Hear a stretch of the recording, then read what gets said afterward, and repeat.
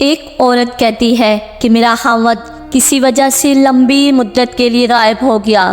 اس وقت میں ایک کم عمر بچی کی ماں بھی تھی، جبکہ میرا ضعیف عمر باپ بھی ہمارے ساتھ رہتا تھا۔ ہماری غربت اور مفلسی اپنی انتہا کو تھی اور اکثر اوقات ہمارے گھر میں کھانے کے لیے کچھ بھی نہیں ہوتا تھا۔ اکثر ہم دوپہر کو کچھ کھا لیتے تو رات کو بھوکا سونا پڑتا تھا۔ صبر کے ساتھ ہم ہر حال میں اللہ کا شکر ادا کرتے تھے۔ ایک رات تو فکر اور افلاس نے ہمارا وہ امتحان لیا جو اس سے پہلے کبھی نہیں لیا تھا۔ میری بیٹی کو شدید بخار نے آ لیا۔ بچی کا بخار اتنا شدید تھا کہ مجھے اپنی اور اپنے والد کی بھوک بھول گئی۔ ایسی بے کسی اور لاچاری اس سے پہلے کبھی نہیں دیکھی تھی۔ بے قراری حد سے بڑی تو مجھے اللہ تبارک و تعالیٰ کا یہ قول یاد آ گیا کہ بھلا کون بے قرار کی التجا قبول کرتا ہے جب وہ اس سے دعا کرتا ہے، اور کون اس کی تکلیف کو دور کرتا ہے۔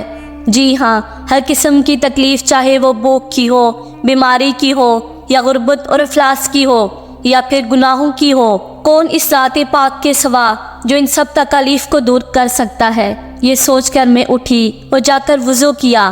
واپس آ کر بچی کے ماتھے پر پانی سے بھیگی ہوئی پٹی رکھی اور اللہ کے حضور نماز کی ادائیگی کے لیے کھڑی ہو گئی۔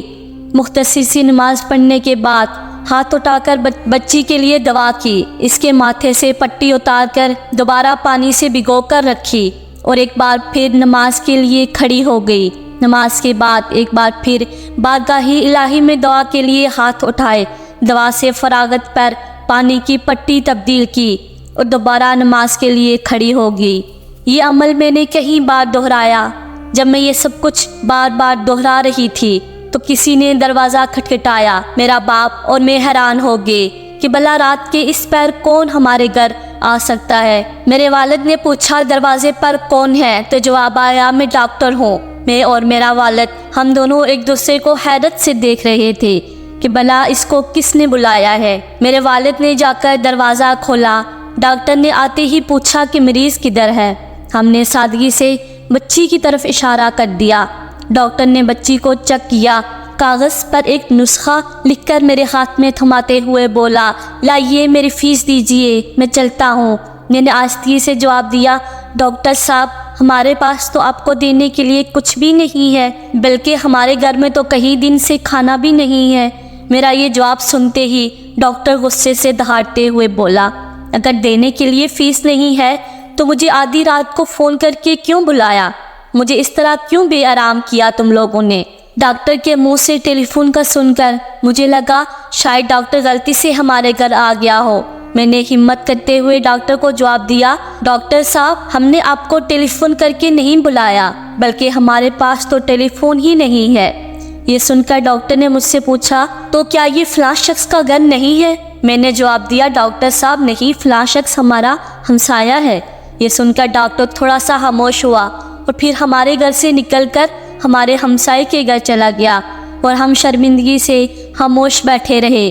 تھوڑی ہی دیر گزری تھی کہ ڈاکٹر ایک بار پھر ہمارے گھر آ گیا، آنکھوں میں آنسو اور اوندھی ہوئی آواز میں بولا، اللہ کی قسم تمہارے گھر سے اس وقت تک نہیں جاؤں گا جب تک تمہارا پورا قصہ نہیں سن لو۔ میں نے ڈاکٹر کو اپنا پورا قصہ سنا ڈالا، کس طرح میں بچی کے ماتھے پر پانی کی پٹیاں رکھ رہی تھی اور اللہ کے حضور دعا مانگ رہی تھی۔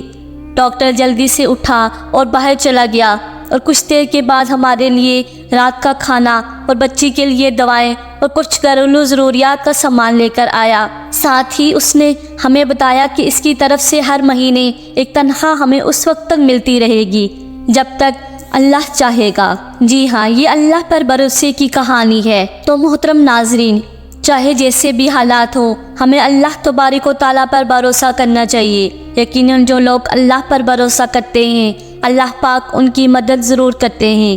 میں امید کرتی ہوں کہ آپ لوگوں کو ویڈیو پسند آئی ہوگی۔ مزید ایسی ویڈیو دیکھنے کے لیے ہمارے چینل کو سبسکرائب کر دیجیے گا اور چینل میں موجود گھنٹی کے بٹن کو دبا دیجیے گا تاکہ ہماری ویڈیو سب سے پہلے آپ تک پہنچے۔ اپنی دعاؤں میں یاد رکھیے گا۔ زندگی رہی تو اگلی بار ایک اور ویڈیو لے کر آپ کی خدمت میں حاضر ہوں گی۔ تب تک کے لیے اللہ حافظ۔